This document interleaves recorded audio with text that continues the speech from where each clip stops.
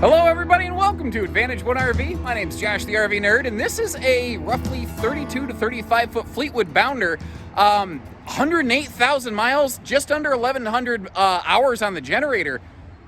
This thing has seen some action, and considering the age and the usage, I'm very impressed with what I see. I do think it is important to look at this one through the lens of time and use, but the thing about being used regularly is an RV tends to be maintained regularly, and that is what I see here. Mechanically, she's sound as a pound. There's a little spot I'll point out in the bedroom where I do think some water has kissed some slide fascia. I haven't found any serious, there's like no significant soft spots, no areas where like they bashed into something and punched a hole in the wall. There's a lot of good here, and there's a lot of life left in on this thing, and it is, again, testament, first of all, to Fleetwood. This was really when Fleetwood was in its heyday, and they were just really one of the very best pound-for-pound RV builders ever in the history of ever at their pinnacle. But secondly, the fact that you take care of these things, and they take care of you.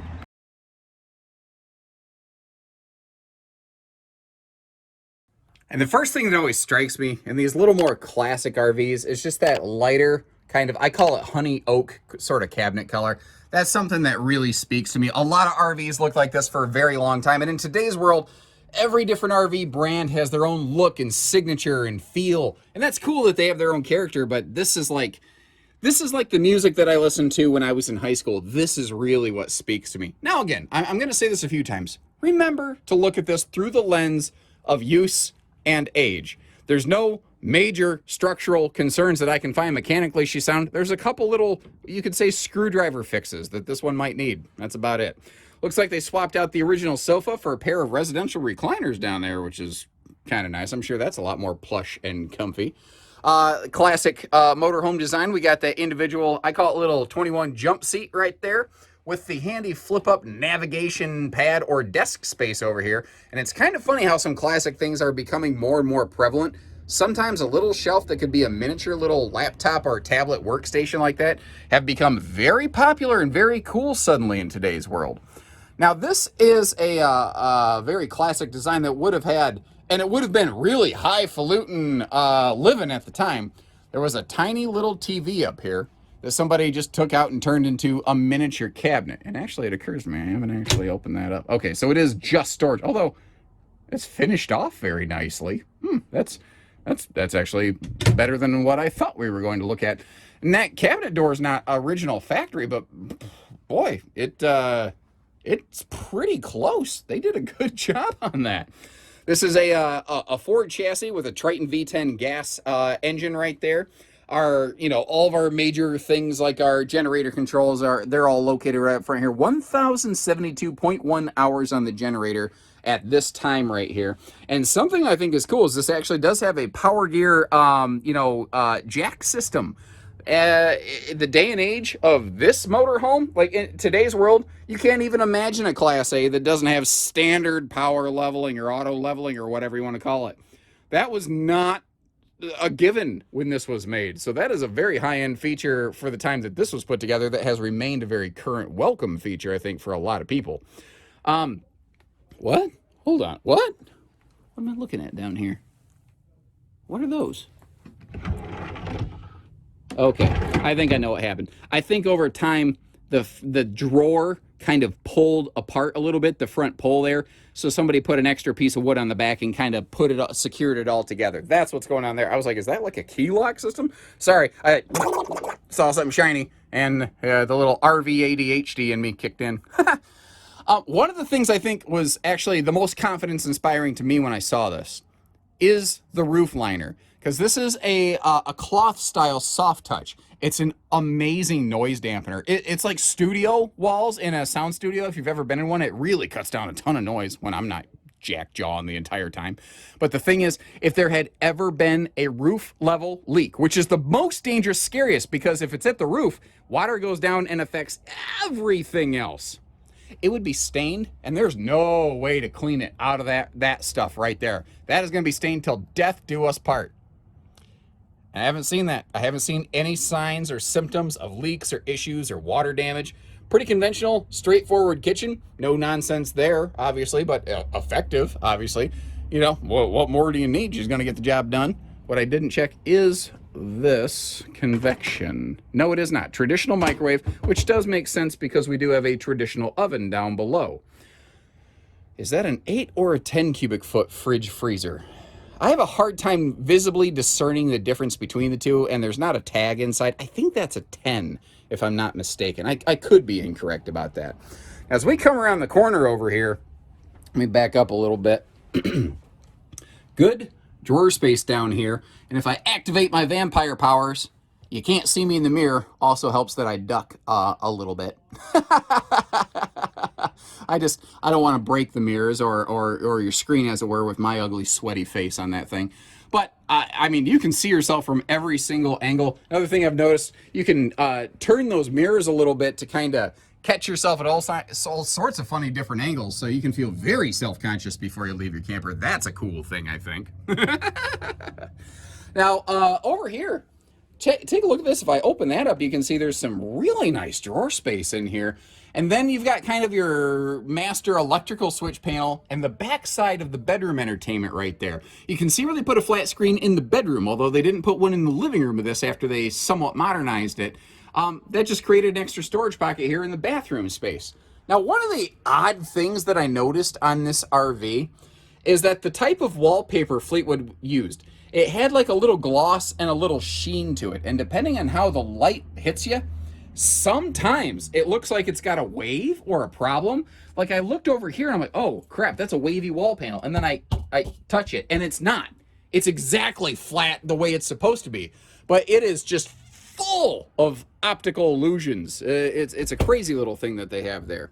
Passing through yet another sliding door, north-south, easy walk around queen bed back here. And that's a big, thick pillow top kind of residential bed on there. The folks back here, they had this blacked out. I pulled these shades up a little bit. There's no light. You want to just black it out and let your vampire powers activate and regenerate overnight. That's a place that you can do that. Now, this is a dual central air unit. Kind of like the auto leveling, the power leveling. That was a huge, uncommon thing for this kind of class and price point the year that this was made. What's nice over here is we have this closet slide to give us that extra hanging storage you really want. Now, I mentioned that there was some water around some slide fascia. I'm going to show you that in just a second. Real quick, though, just to give you an idea. You saw the back of it, but here's the front side of where that TV's mounted. Now, I noticed on both sides of this slide fascia, down low, it looks like some water had wicked in and affected that. Everything around here, let me get this out of the way. Everything is solid as a Bob Seger rock. So it has certainly gotten in and swollen some of that a little bit. It's discolored a little bit. There's not mold spores in the walls. There's no soft spots. Whatever it was, it must have been minor and missed for just a little bit. And once they caught it, they fixed it and made sure it wasn't going to be happening anymore. And now, a quick look in road mode. I just always like to take a fast pass through things just to kind of show you the travel accessibility that you have, especially on a motorized RV, where navigating the cabin while you're in motion is really one of the major benefits of going motorized versus towable. Some towable RVs you can stop, and some have a measure of access. But a motorized RV, pretty much going to get you through all the time. What I also want to show you back here in the bedroom is when that closet slide is closed. If you are the person sleeping on this side of the bed, it's not exactly the walk around that we had a second ago. But, I mean, if you're making a travel stop, I think this completely passes what I call the Cracker Barrel test.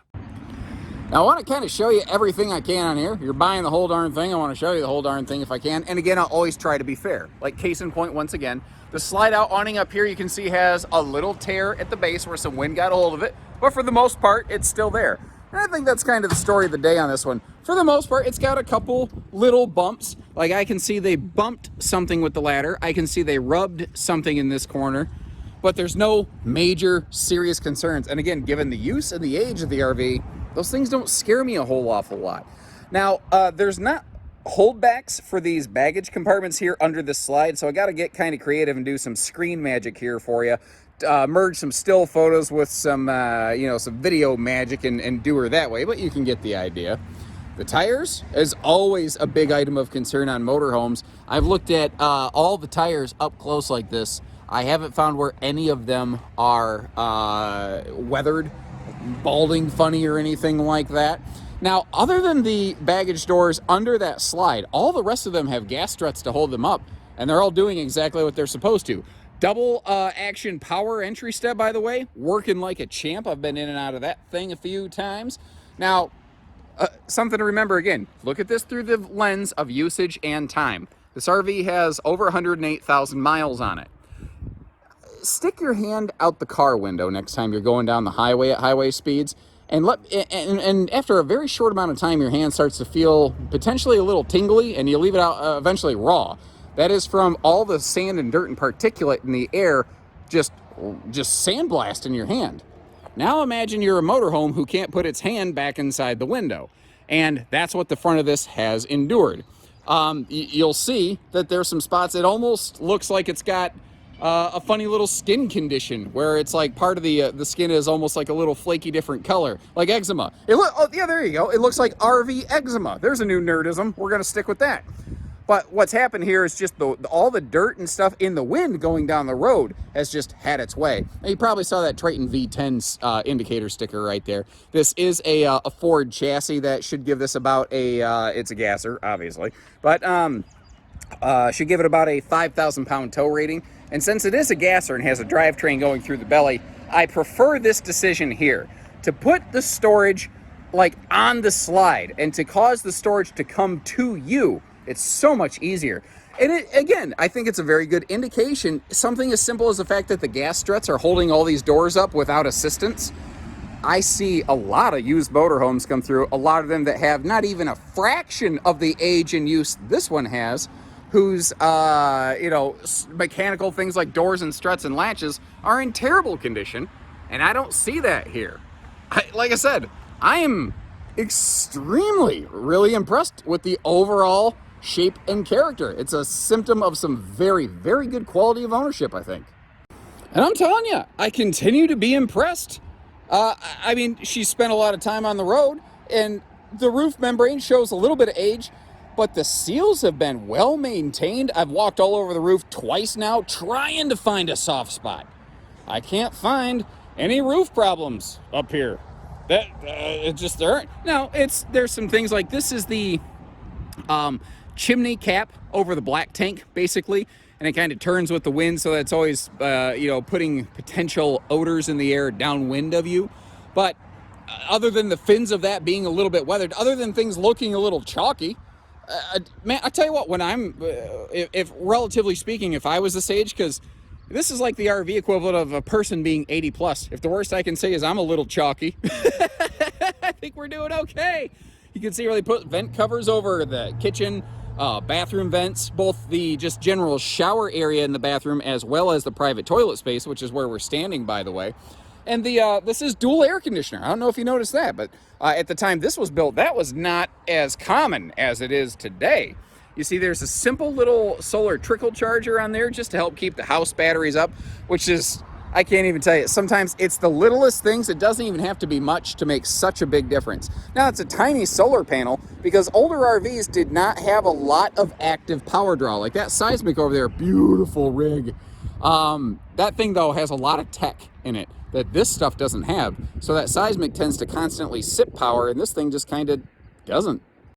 So if that looks like the kind of flavor you're craving, give us a call. We'll get you camping, whether it's hitching, pieces, parts, trades, finance, RV delivery, or anything between.